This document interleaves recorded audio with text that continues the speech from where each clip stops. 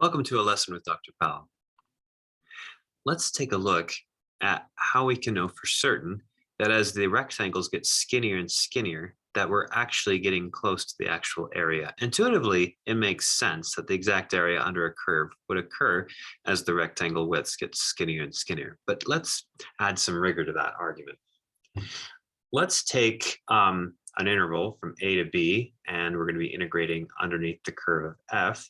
And let's look at actually what happens in the output of f on the y-axis, labeling maybe between f of a and f of b. We have an interval between those.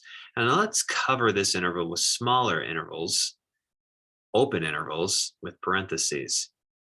In fact, every single point between f of a and f of b, we're going to put one in. So there's going to be way infinitely many intervals here. And what they're going to be is they're going to have a radius of epsilon, meaning that from the center at any point, it's like, let's suppose this is one of them, go up epsilon and down epsilon, or we've just kind of chosen epsilon arbitrarily as a number here for a wide tolerance number. And it's going to be important because it's going to play off the continuity of the function f. So we're going up and down epsilon. We've done that all the ways we can, where we take every single point between f of a and f of b on the y-axis. We take that y coordinate and we go up and down epsilon and we get an open interval. So we have infinitely many of these open intervals up and down. Then what we're going to do with each one of these open intervals is let's cast it to the function f, and then the function f will send it down to the x-axis. That's called taking the pre-image of, so kind of thinking of a function, like the graph of a function being like an image of something that we're looking at. And the pre-image is where it came from, its domain here, or kind of this particular part of the function came from where, down here. So if we cast all of these open intervals down via the function onto the interval from a to b, we're going to get lots of open intervals. Now, technically speaking, if f was wavy here, we might actually get, for one of these open intervals, it might actually, during the casting process, it might actually become a number of open intervals. But the main idea is that open intervals here become unions of open intervals down here. So basically what we get is we get a lot of open intervals with parentheses here that cover up, in fact, infinitely many. But one beautiful thing is that we only need to choose finitely many of them to cover. Now, important that we don't choose to cover the interval from a to b. We don't choose things that are like this because we need to cover the point right here. So we need to cast something right here to cover everything. The beautiful thing is we only need finitely many of these to actually cover it. These intervals are important because these intervals tell us that, you know, if we're within them, then up here, we're only going to be going up and down epsilon. And we know we get open intervals down here in the casting process because f is continuous. In fact, this is one of the definitions of what it means to be continuous. Even a rigorous definition of what it means to be continuous is if we cast open intervals down this way, do we get unions of open intervals. Take that for a rigorous definition instead of the epsilon delta one. That's another way of it's equivalent to the epsilon and delta type of definition that we have. So, but we get lots of open intervals, and if we're within one of these open intervals, then we're guaranteed that the function f will only vary with an epsilon away from up and down, at least from the center of that interval there. So we kind of have a variance of f, in particular, kind of up and down within epsilon. Supposing actually that these are 2 epsilon long, though, we have to be careful. We can think, I guess, that there's a variance of 2 epsilon of our function f as we go up and down in that process. Okay, so how do we know that we only need finitely many? Well, we can do this by contradiction if we want. You know, go up to the last point where we actually can.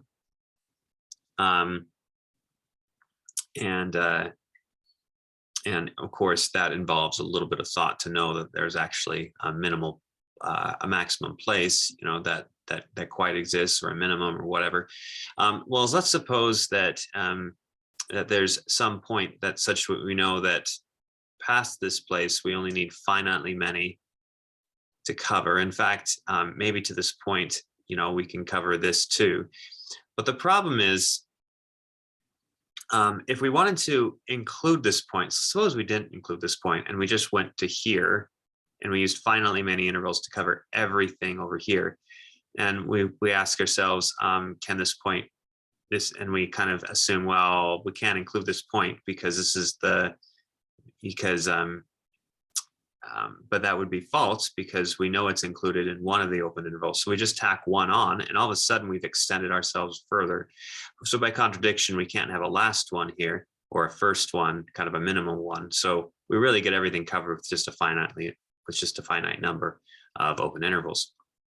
From there, since we have a finite number of open intervals covering, I won't write this out necessarily, but you can create a function which basically takes the average. So the input would be like, a value of x between a and b, and the output would be the average distance of that x from the outside of each one of these open intervals. Now, that function itself is continuous, and it is on a closed interval itself, which actually guarantees as a minimum. That minimum number we can take as our delta.